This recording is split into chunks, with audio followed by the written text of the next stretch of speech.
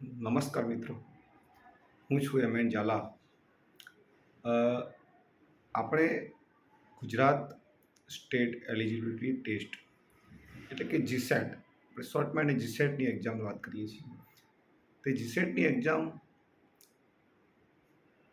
Master degree course કરેલા વ્યક્તિઓ જેવા કે master in arts, master in sociology, master in social work, એટલે કે કોઈ પણ સબ્જેક્ટની અંદર માસ્ટર મેળવ્યું હોય, પીજી કોર્સ કરેલો હોય, તે લોકો જીસેટ એટલે કે યુજીસીના નીતિ નિયમો પ્રમાણે, યુજીસીના ગાઈડલાઈન પ્રમાણે આસિસ્ટન્ટ પ્રોફેસર બનવા માટે નેશનલ એલિજિબિલિટી ટેસ્ટ અથવા રાજ્ય સ્તરીય એલિજિબિલિટી ટેસ્ટ એટલે કે આપણે ગુજરાત રાજ્ય એલિજિબિલિટી ટેસ્ટ જીસેટ. તો આ વખતે જીસેટ એક્ઝામનું આયોજન દર વખતની જેમ મહારાજા સયાજીરાવ ગાયકવાડ યુનિવર્સિટી બરોડા દ્વારા કરવામાં આવ્યું છે. અને આ એક્ઝામિનેશનના ફોર્મ ભરવાની લાસ્ટ તારીખ 6 સપ્ટેમ્બર હતી, પરંતુ તે વધારીને 10 સપ્ટેમ્બર કરવામાં આવી છે. એટલે કે 10 સપ્ટેમ્બર સુધી તેનું ચલણ ભરી કાઢવાનું હોય છે અને તેના બીજા દિવસ એટલે કે 11 સપ્ટેમ્બર સુધી ફોર્મ ભરવાની મુદત લંબાવવામાં આવી છે.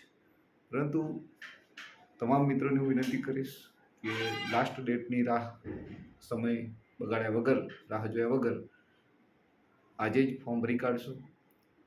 એનું કારણ કે એક્ઝામ ગુજરાતી ભાષામાં લેવાય છે.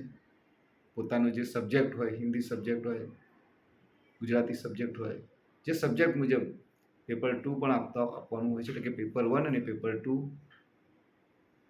બે એક્ઝામ હોય છે અને પોતાના જ નેટિવથી નજીકમાં સ્થળ પસંદગી કરી શકો છો. એટલે કે તમે અમદાવાદના હો તો અમદાવાદ, પાટણના હો તો પાટણ, એવી રીતે તમામ 4 થી 5 સેન્ટર આપેલા છે. તો ત્યાં એક્ઝામિનેશન સેન્ટર પસંદ કરી શકો છો.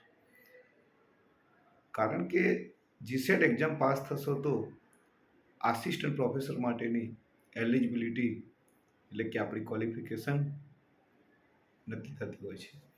હમણાં જે નામદાર અદાલત દ્વારા ચુકાદો આપવામાં આવ્યો કે આસિસ્ટન્ટ પ્રોફેસરની ભરતી પ્રક્રિયાની અંદર યુજીસીની ગાઈડલાઈન મુજબ 37,500 પગાર ફરજિયાત આપવો પડશે. સમાન કામ સમાન વેતનની વાત તો દૂરની છે, પરંતુ આસિસ્ટન્ટ પ્રોફેસરના હોદ્દા માટે જે ગરિમા જળવાય તેમજ તેવા ક્વોલિફાઈડ વ્યક્તિઓને તેમની જે મહેનતનું પરિણામ મળ્યું છે તેમને મિનિમમ સ્ટાર્ટિંગ પગાર 37,500ની જોગવાઈ કરવામાં આવી, ચુકાદો આપવામાં આવે છે. જેના કારણે તમામ યુનિવર્સિટીઓ આ ચુકાદાને બંધન કરતા રહેશે. હમણાં પાટણની અંદર ઓગસ્ટ મહિનામાં જે આયોજન થયું HNGU Hemchandracharya north Gujarat university દ્વારા, તો તેમાં જુદી ફેકલ્ટીઝમાં આસિસ્ટન્ટ પ્રોફેસરની રિક્વાયરમેન્ટ હતી. તે તમામ ફેકલ્ટીઓનું લિસ્ટ અને આસિસ્ટન્ટ પ્રોફેસરની લાયકાત પ્રમાણે જે યુજીસી નિયમ પ્રમાણે જીસેટ, નેટ અથવા પીએચડી ક્વોલિફાઈડ વ્યક્તિઓને ઇન્ટરવ્યૂમાં ક્વોલિફાઈડ ગણવામાં આવે છે. હું વાત કરીશ માસ્ટર ઓફ સોશિયલ વર્ક, જેની અંદર 26 પોસ્ટ હતી, પરંતુ તેમાં ફક્ત 9 ઉમેદવાર જ ક્વોલિફાઈડ હતા. તો સમજો કે 18 જેટલા ઉમેદવારની પોસ્ટ વેકેન્ટ રહી કહેવાય. તો જો આપણે જીસેટ પાસ કરેલું હશે યા તો નેટ પાસ કરેલું હશે તો એની અંદર ખાસ પીએચડી ક્વોલિફાઈડ થયા હશો. 3માંથી કોઈ પણ એક ક્વોલિફિકેશન હશે તો તમે આ 18 જગ્યાઓ વેકેન્ટ ખાલી રહી તે માટે લાયક રહેશો. અને 37,500 પગાર સંસ્થા હોય, મંડળ હોય કે યુનિવર્સિટીનો કોઈ પણ આપવો પડશે. તો મિત્રો, હવે વાત કરીશ હું જીસેટ વિશે. તો હું પણ એક જીસેટ ક્લિયર પાસ કરેલી છે. જીસેટ પહેલાં આપણે